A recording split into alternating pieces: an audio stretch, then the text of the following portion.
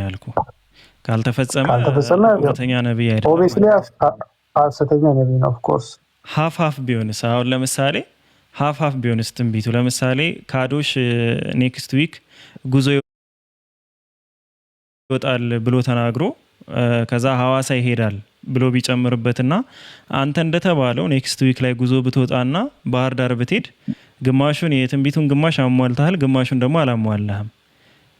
ይሄስ እውነተኛ ነብይ ያስብለዋል ወይስ ሐሰተኛ ነብይ ነው የሚባለው? ኦኬ፣ አንተ ከምን አንፃር ይሄን እንዳነሳ ገብቶኛል። ግን ከትንቢት ኦፍ ኮርስ ገብቶኛል አልኩህ እኮ ግን እንዳልከው ነው።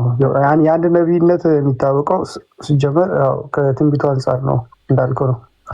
ግን አሁን ኢየሱስ ክርስቶስ እኛ ነብይ አይደለም። ኢየሱስ ክርስቶስ አምላክ ነው። አየህ፣ በሰውነቱ ኦፍ ኮርስ ስለ ኢየሱስ አላወራሁም። አሁን ስለ እገሌ ብዬ እኮ አልጠራሁም። አሁን ስለ ነብይ መስፈርት እንግዲህ አንተም አሁን እንዳስቀመጥከው ዋናው ምንድን ነው አልከኝ፣ ትንቢቱ መፈጸሙ ነው ብለኸኛል። እና እኔም እያወራሁ ያለሁት ስለ ነብይ መስፈርት ነው። ስለ ኢየሱስ ክርስቶስም አልጠራውም፣ የነብይ ስም አልጠራውም እስካሁን። በመጀመሪያ ሀሳቡ ላይ ከተግባባን ትንቢት ስትሉ ምን ማለት እንደፈለጋችሁ ላይ ሀፍ ነው ወይስ ሙሉ በሙሉ እንደተነገረው የተፈጸመ ነው የሚለውን ምን ለማለት እንደፈለጋችሁ መጀመሪያ ቼክ ላድርግና ከዛ በኋላ እንቀጥላለን ማለት ነው። ኦኬ እሺ፣ አንድ ትንቢት እንስተውና አልጣል እኔ መርሃባ ኡስታዝ። እሺ፣ ኤርሚያስ 36:30 ላይ ያወጣለት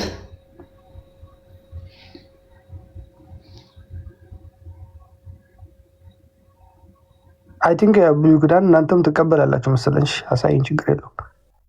ኤርሚያስ ነብይ ነው አይደል? ኦፍ ኮርስ። ኦኬ፣ ጥሩ። ኤርሚያስ ምዕራፍ 36 ቁጥር 30 ላይ እንዲህ የሚናገረው አንድ ቁም ነገር አለ።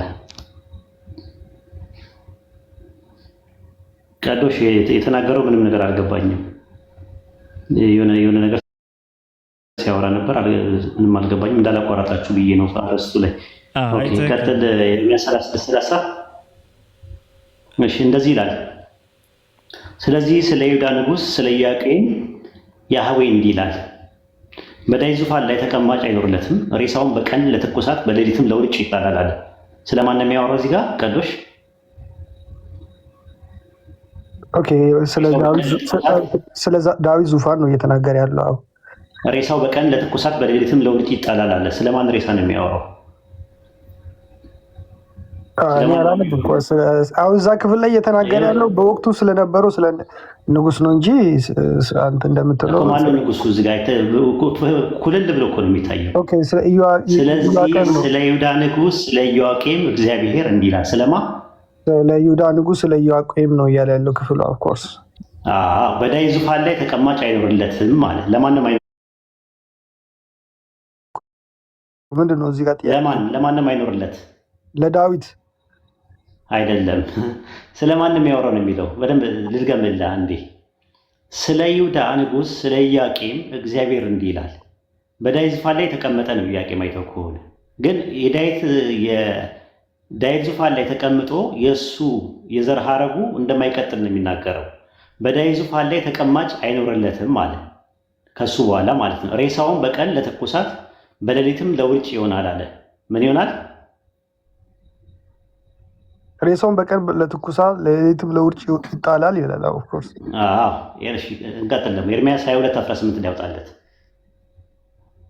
መጀመሪያ እንጨረስን ከጥቅስ ወደ ጥቅስ ከምንዘል አይደለም፣ እንትኑን ሀሳቡን እንድትረዳው ነው። ጠቅላላ ጀነራል ኦቨርቪው እንድታመጣው 18:19 እንዲህ ይላል። ስለዚህ እግዚአብሔር ስለ ይሁዳ ንጉስ ስለ ኢዮስያስ ልጅ ስለ ኢያቄም እንዲህ ይላል አለ። ስለ ንጉሱ ወንድሜ ሆይ ወዮ እያሉ አያለቅሱለትም፣ ወይም ጌታ ሆይ ወዮ እያሉ አያለቅሱለትም። አህያ እንደሚቀበር ይቀበራል፣ ከኢየሩሳሌም በር ወደ ውጭ ጎትተው ይጣላል አለ። ይህ ትንቢት ነው። ግን የሚገርምህ ኢያቄም ሲሞት ከአባቶቹ ጋር በሰላም ነው ያንቀላፋው። ሬሳው በቀን ለትኩሳት በሌሊት ደግሞ ለውርጭ ይጣላል የተባለው አልሆነ። ሁለተኛ ነገሥት ምዕራፍ 4:6 ላይ ኦኬ፣ እንደዛ አይደለም። የተቀረው የኢዮአቄም ታሪክ በይሁዳ ነገሥት ታሪክ ላይ ተጽፎ ይገኛል ካለ በኋላ ነው እንደዛ ብሎ የሚለው እንጂ ሁሉንም እንትን እያጠቃለለ አይደለም። አውጣ ክፍሉን ያውጣና ችግር የለውም እናያለን። አውጣ። እሺ ሁለተኛ ነገሥት ምዕራፍ 26 ቁጥር 4 ምዕራፍ 24 ቁጥር 6 ላይ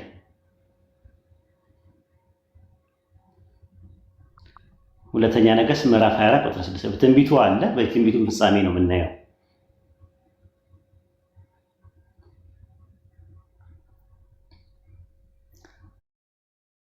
ምዕራፍ 24 ቁጥር 6 ላይ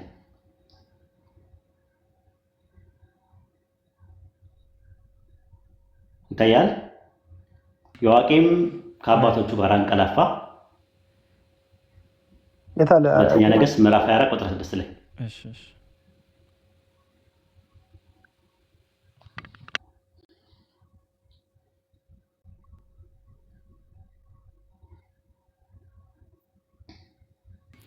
ላንብብላችሁ። ይነበባል፣ ተከፍቷል፣ ይታያል።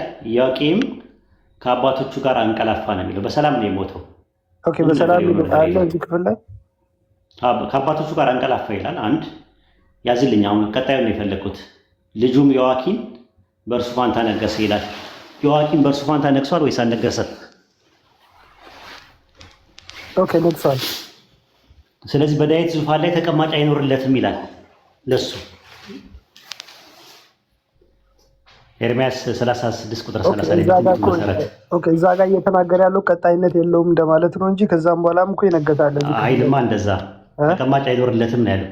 በዳዊት ዙፋን ላይ ተቀማጭ አይኖርለትም ነው የሚለው። ኦኬ፣ አይ ይሄን አላነበብኩም ነበር። ነው ብዙ አሉ ባይብል ላይ እንደዚህ ነቢያቶች ከ100 በላይ የሆኑ ትንቢቶችን ተናግረው ያልተፈጸሙና የከሸፉ ትንቢቶች አሉ። ከዛ ውስጥ አንደኛው ይሄ ነው ለማለት ፈልጌ ነው። አንድ ማስታወቂያ ልስራና እኔ ልውጣ። ኡስታዝ ሰልማን ላይ የተጀመረ ቻሌንጅ አለ። አካውንቱን 100,000 ካስገባችሁ አንድ ሰው በ100,000 ብር ለመስጠት ለሱ ለዳዋ ስራ ለአንዳንድ ነገር እንዲያግዘው ፕሌጅ ሊገብተዋል ማለት ነው። ያንን ፕሌጅ የሚፈጸመው የእሱ አካውንት ከ35,000 ወደ 100,000 ሲገባ ነው ተብሏል። ስለዚህ እንደዛ ስለተባለ ኢንሻአላህ ሁላችንም እንረባረብና እኔም ቴሌግራሜ ላይ ጊዜ ሲኖረኝ አስተዋውቃለሁ እያልኩኝ እየረሳሁት ነው፣ ቢዚ ሆኜ ነው። ኢንሻአላህ ሁላችሁም ቴሌግራማችሁ ላይ ያለው ቦታ ላይ የሚኮመቱ ቦታ ላይ የሚፖስቱ ቦታ ላይ ስሙ ሜንሽን በማድረግ አካውንቱን ወደ 100,000 ያስገቡለት ማለት ነው። ልክ 100,000ን ስታስገቡለት አንድ ሰው 100,000 ብር ይሰጠዋል። የኢትዮጵያ 100,000 ብር ማለት ነው። ምናልባት 100,000 ምን አላት ልትሉ ትችላላችሁ። ምን አላት የምትባለው ለእናንተ ነው። ለእሱ ግን ብዙ ነገሮችን የሚያስባቸው ነገሮች አሉ በዳዋ ስራ ላይ፣ ለዛ ይሆነዋል ማለት ነው። እና ትልቅ ፕሪቪሌጅ ነው። 2 አጀር አለው። ኢንሻአላህ ይህን ነገር አድርጉን ለማለት ፈልጌ ነው። እናመሰግናለን። እኔም አመሰግናለሁ ስለነበረን ቆይታ ከክርስቲያን ወገኖቻችን እንዲሁም ከሙስሊሞች ጋር። መልካም ጊዜ ይሁንላችሁ። መልካም ምሽት። በሌላ ጊዜ እስከምንገናኝ ድረስ ደህና ዋሉ፣ ደህና ክረሙ። ወሰላሙ አለይኩም ወራህመቱላሂ ወበረካቱ። ወአለይኩም ሰላም ወራህመቱላሂ ወበረካቱ። ኡስታዙና